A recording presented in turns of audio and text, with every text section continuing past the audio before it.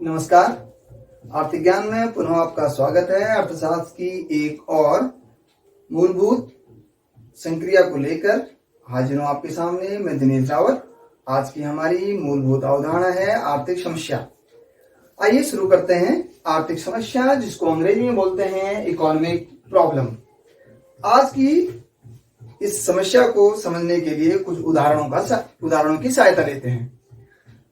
मानो आपके पास 100 रुपये है और 100 रुपये से आपकी जेब में है, लेकिन उसके साथ साथ आपके सामने बहुत सारे ऐसे काम हैं जो 100 रुपये से हो सकते हैं। आपकी चप्पल टूट रही है, आपको चप्पल खरीदनी है, खर्च हो जाएंगे 100 रुपये। आपको मोबाइल रिचार्ज कराना है, खर्च हो जाएंगे 100 रुपये। आपके पास किताब नहीं है, किताब भी खरीदनी है, तब भी चाहिए 100 रुपये। उसके अलावा इच्छा हो रही है कुछ खाया पिया जाए, मोमो खा लिए जाए, चाउमीन खा ली जाए या फिर टिकिया खा ली जाए, कुछ पैसे उसमें भी खर्च होते हैं। ठंडा पीने की इच्छा हो रही है, गर्मी हो रही है, उसमें भी आपके 60-70 रुपये खर्च हो ही जाएंगे। यानी बहुत सारी आपकी आवश्यकताएं हैं, बहुत सारी इच्छाएं हैं और उन इच्छाओं की पूर्ति के लिए आपके पास रुपये हैं 100। अब थोड़ा ऐसी ही कुछ और उदाहरण लेते हैं, बात करते हैं। मैं अपनी बात कर लेता हूं। मैंने आपकी बात की, अब अपनी बात करता हूं। मेरा ये मोबाइल है, जिस मोबाइल से मैं वीडियो बना रहा हूं आपके लिए। मैंने अभी फोन करना था। अब वो मोबाइल से फोन हो सकता है। अच्छा, मेरी इच्छा हो रही थी कि मैं जो समाचार देखूं कि क्या हो रहा है देश दुनिया में नया। आज थोड़ी देर से मैंने समाचार नहीं देखे थे, तो YouTube देखने की इच्छा हुई, समाचार देखने की इच्छा हुई। हो सकता है मेरे पास मोबाइल है ही। इच्छा हो रही थी कि एक फिल्म देख लूं, उसकी भी सुविधा इसमें है। इच्छा हो रही थी कि थोड़ी देर फेसबुक चला लूं, वो भी हो ही सकता है। और थोड़ा सा संपर्क करूं दोस्तों से, टाइम मोबाइल में बात करने का नहीं है, कुछ व्हाट्सएप पर गपशप हो जाए, चैटिंग हो जाए, वो भी सुविधा है ही। थोड़ी देर म्यूजिक सुनने की इच्छा हो रही थी, शांति से थोड़ा म्यूजिक सुन लूं, थोड़ा रिलैक्स मुझे मिले, वो भी सुविधा इसमें है गाने सुनने की। अब लेकिन मोबाइल है, जरूरतें भी अभी मेरी बहुत ज्यादा है। एक और उदाहरण लेते हैं। हमारे पास एक खेत है और खेत अच्छा है, बड़ा खेत है, और उसमें हम परंपरागत फसलें बोते हैं। अब इस समय हमारे उस खेत में चूंकि हमारी जरूरतें बहुत ज्यादा हैं, तो उस खेत में कुछ हिस्से में धान बो रखे हैं। मेरे घर वाले चाहते हैं कि हमको मड़ुआ भी थोड़ा मिले। मेरे घर वाले चाहते हैं कुछ मिर्च भी। अच्छा, कुछ साग सब्जी इत्यादि का भी उत्पादन हो जाए तो क्या बुरा है। अच्छा, ये उसके अलावा कुछ और चीजें हैं, जैसे मैं खुद चाहता हूं कि एक छोटा सा बैडमिंटन कोर्ट भी अगर उसमें हो जाए। अभी हमारा परिवार बड़ा हो गया, तो एक जरूरत और हो रही है कि 2 कमरों का एक और सेट वहां पर बना दिया जाए, जिससे कि हमारे को थोड़ा और सुविधा मिल जाए। इसके अलावा माँ की इच्छा है कि वहां पर एक छोटा गौशाला बना दिया जाए, ताकि वो एक और गाय वहां पर बांध सके, हम लोग घर का दूध पी सके। तो ये बहुत सारी इच्छाएं हैं, बहुत सारी जरूरतें हैं। खेत हमारे पास है और हो सकती हैं पूरी। थोड़ा एक और उदाहरण लेते हैं। हमारी सरकारें, चाहे वो राज्य सरकार हो, केंद्र सरकार हो, या फिर जिले की सरकार हो, ब्लॉक की सरकार हो, गांव की सरकार हो, सरकारें, उनके पास भी पैसा होता है, लेकिन उस पैसे से उनको पुल भी बनाने होते हैं, उनको सड़कें भी बनानी होती हैं, उनको रास्ते भी बनाने होते हैं, नहरें भी बनानी होती हैं, उनको ऊर्जा के संयंत्र भी लगाने होते हैं, उनको विभिन्न प्रकार के जो सामाजिक आधारित संरचनाएं हैं वो भी बनानी होती हैं, जिससे जनता को सुविधा हो या लोगों को जीवन जीने के लिए आसानी हो, सरलता हो। लेकिन सरकार के पास जो रुपया है, यानी जो बजट है, वो तो निश्चित है। 4 प्रकार की मैंने यहाँ पर बातें कही। एक, आपसे आपके पास 100 रुपये थे, आपकी बहुत सारी जरूरतों को मैंने बताया। एक, मेरा एक मोबाइल है, इस मोबाइल से मैं क्या क्या कर सकता हूँ। एक, हमारा खेत, उस खेत से, यानी मेरा परिवार उस खेत में क्या क्या कर सकता है और क्या क्या उसकी इच्छाएं हैं। और एक, सरकार को अपने निश्चित बजट से क्या क्या करना होता है और उसके पास बजट जबकि सीमित है। अब इन सभी उदाहरणों से आपने एक चीज देखी होगी कि इसमें जो हमारे पास हमारी जरूरतों को पूरा करने के लिए संसाधन है या जो साधन है वो तो निश्चित है। आपके पास 100 रुपया निश्चित है, मेरे पास एक मोबाइल निश्चित है, हमारे परिवार के पास एक खेत निश्चित है, सरकार के पास मुद्रा की मात्रा निश्चित है, यानी बजट निश्चित है।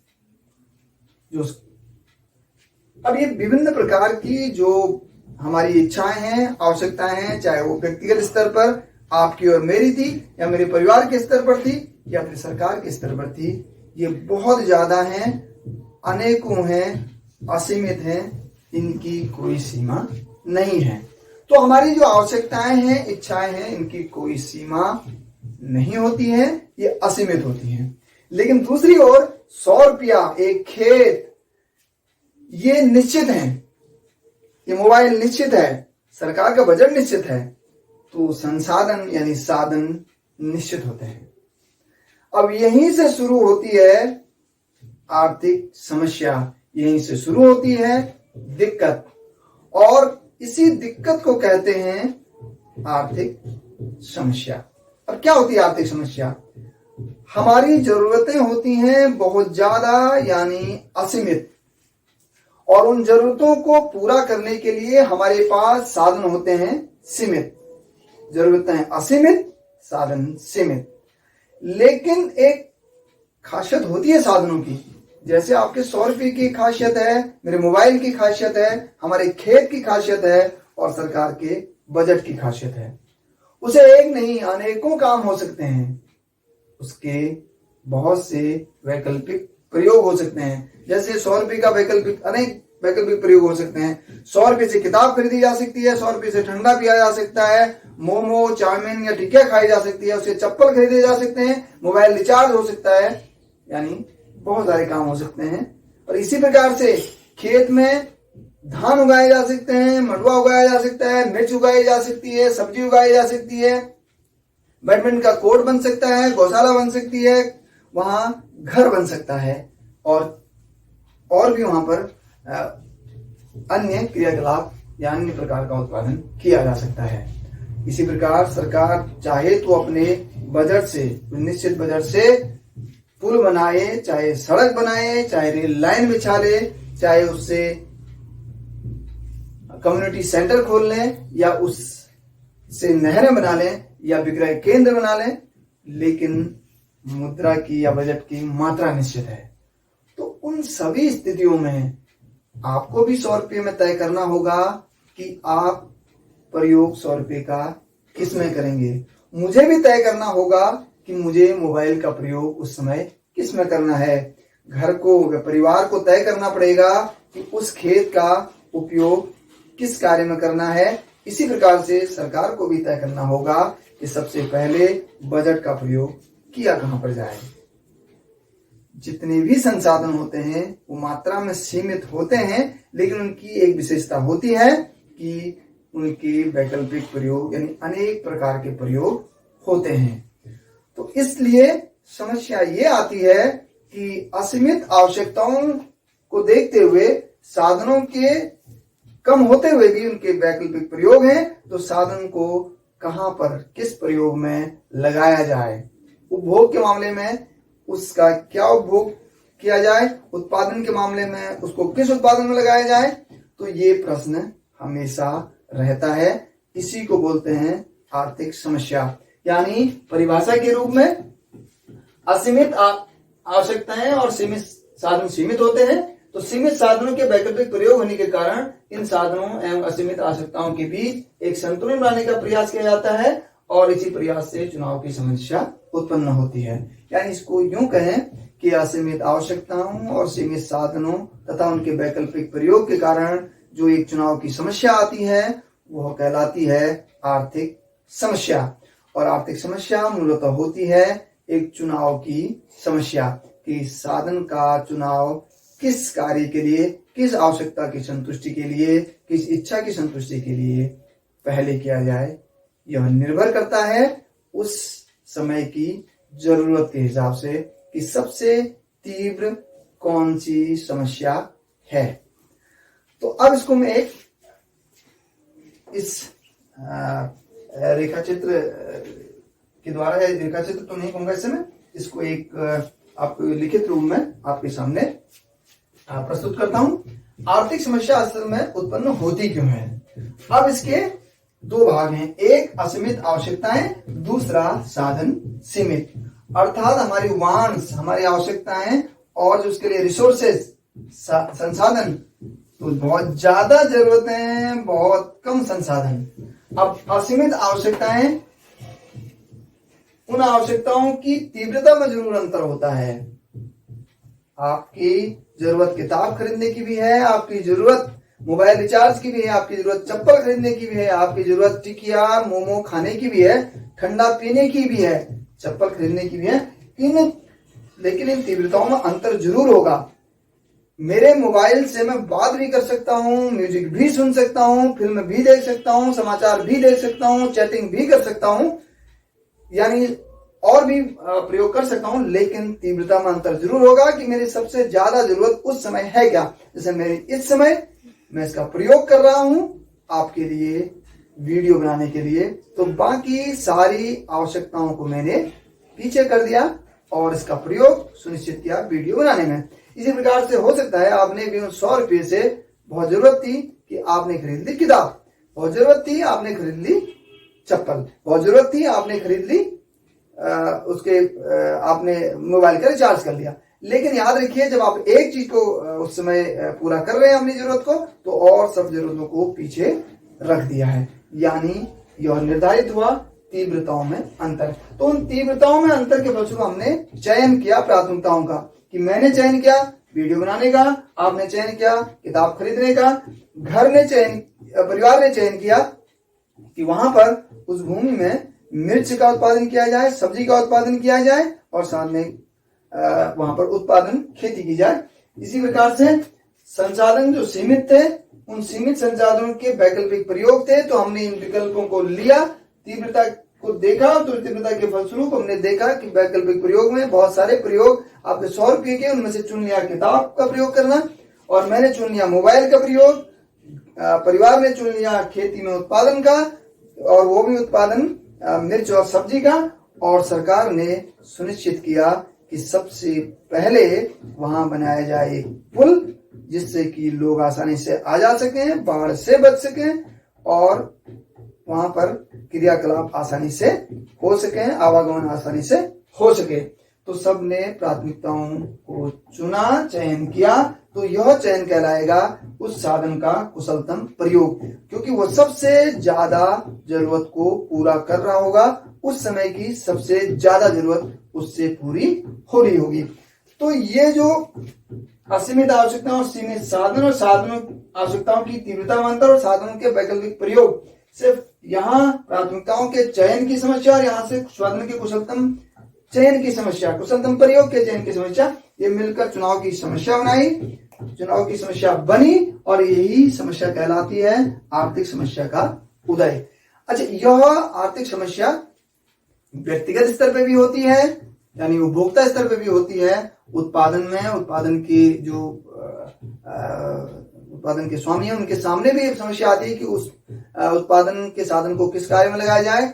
जो व्यक्ति उत्पादन कर रहा है उसके सामने समस्या जरूर आएगी कि वह किस वस्तु का उत्पादन करे। इसी प्रकार से परिवार के सामने अपने साधनों का प्रयोग करने की समस्या आएगी, चाहे वह परिवार के सदस्यों का किस कार्य के लिए या परिवार के संसाधनों का। इसी प्रकार से सरकार को भी अपने भौतिक, अपने मानवीय या अपने मौद्रिक सभी संसाधनों को किस प्रकार से प्रयोग में लाया जाए, उनका कुशलतम प्रयोग क्या हो, यह जरूर एक चुनाव की समस्या, जिसे हम आर्थिक समस्या कहते हैं, यह उनके सामने आएगी।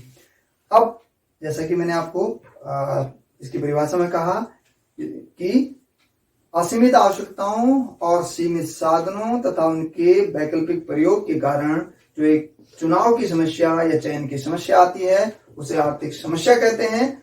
और यह आर्थिक समस्या ही असल में अर्थशास्त्र की मूल समस्या है, मुख्य समस्या है। और इसी समस्या के हल के रूप में पूरे अर्थशास्त्र का अध्ययन किया जाता है, चाहे वो व्यक्तिगत स्तर यानी उपभोक्ता स्तर पर हो, चाहे वो संसाधन स्तर पर, वो पारिवारिक स्तर पर, वह उत्पादन के जो साधन है उनके स्तर पर, या फिर सरकारों के स्तर पर। समस्या अर्थव्यवस्था के स्तर पर हो या राष्ट्र के स्तर पर हो, संसाधनों के कुशलतम प्रयोग और प्राथमिकताओं के चयन के कारण चुनाव की समस्या जरूर आएगी। अब यहाँ पर एक प्रश्न जरूर उठता है कि यदि साधन भी असीमित होते तो क्या समस्या आती? नहीं आती। अगर मेरे पास बहुत सारे मोबाइल होते तो उस समय मैं एक मोबाइल से कुछ और प्रयोग, दूसरे से कुछ और प्रयोग कर सकता हूँ। एक में म्यूजिक लगा दिया और दूसरे से मैंने वीडियो बना ली, या फिर और कुछ काम उससे हो गया। इसी प्रकार से आपके पास 100 रुपए की जगह पर अगर 1000 रुपये उसी समय हो जाएं तो शायद आपके पास इतनी बड़ी समस्या नहीं आएगी, आप सभी चीजों को खरीद लेंगे। उसी प्रकार से अगर बहुत सारे खेत हों तो अलग अलग खेतों में अलग अलग उत्पादन हो जाए, साथ में वहां पर गौशाला भी बन जाए, एक बैडमिंटन का कोर्ट भी बन जाए और वहां पर एक घर भी बन जाए, बहुत सारी जरूरतें एक साथ पूरी होंगी। सरकार के पास भी अगर असीमित बजट होगा तो वो हर चीज को पूरा कर लेगी। इसी प्रकार से अन्य जो साधन उत्पादन स्तर पर भी वह पूरा हो जाएगा, पहली बात। लेकिन जितने संसाधन बढ़ते जाएंगे, जरूरतें भी बढ़ती जाएंगी और समस्या उसके बाद फिर आ जाएगी। तो यह छोटे से लेकर बड़े स्तर पर समस्या आती रहेगी। अब बात आती है यदि संसाधनों के वैकल्पिक प्रयोग न हो सके तब, यानी आपके 100 रुपए से सिर्फ और सिर्फ एक काम हो सकता है और वो खरीदी जा सकती है चप्पल, तब क्या समस्या आएगी? नहीं आएगी, क्योंकि 100 रुपए का काम केवल चप्पल खरीदने का है और आवश्यकताएं उससे पूरी नहीं हो रही है, तब भी समस्या नहीं आएगी। मेरे मोबाइल का प्रयोग सिर्फ और सिर्फ माना वीडियो बनाने के लिए हो सकता है, तो भी समस्या नहीं आएगी, क्योंकि मेरे सामने जो संसाधन है उसका कुशलतम प्रयोग एक ही प्रयोग है और वह है वीडियो बनाना। तो उसके फलस्वरूप न तो मुझे कॉल करने की आवश्यकता की जरूरत पड़ेगी, न गाने सुनने की, न समाचार सुनने की, न सोशल मीडिया पे सर्च करने की या फिर चैटिंग करने की, तो समस्या उस स्थिति में भी नहीं आएगी। चूंकि दोनों ही स्थितियां, आवश्यकताएं असीमित होना और उसके फलस्वरूप साधनों का सीमित होना, और आवश्यकताओं की तीव्रता में अंतर और साधनों के वैकल्पिक प्रयोग के कारण दोनों स्तर पर चयन की समस्या आ रही है। आवश्यकताओं के मामले में प्राथमिकताओं के चयन की समस्या और साधनों के मामले में कुशलतम प्रयोग की समस्या, इसलिए आ रही है आर्थिक समस्या। अगर ये आर्थिक समस्या न हो तो शायद अर्थशास्त्र की जरूरत ही न हो। इसी आर्थिक समस्या के समाधान के लिए व्यक्ति यानी उपभोक्ता स्तर से अर्थव्यवस्था स्तर तक प्रयत्न किए जाते हैं, और ये जितने भी प्रयत्न होते हैं उन सारे प्रयत्नों का अध्ययन हम इस विषय में पढ़ते हैं। तो ये मूलभूत समस्या है अर्थशास्त्र की, इसी से उदय होता है अर्थशास्त्र का।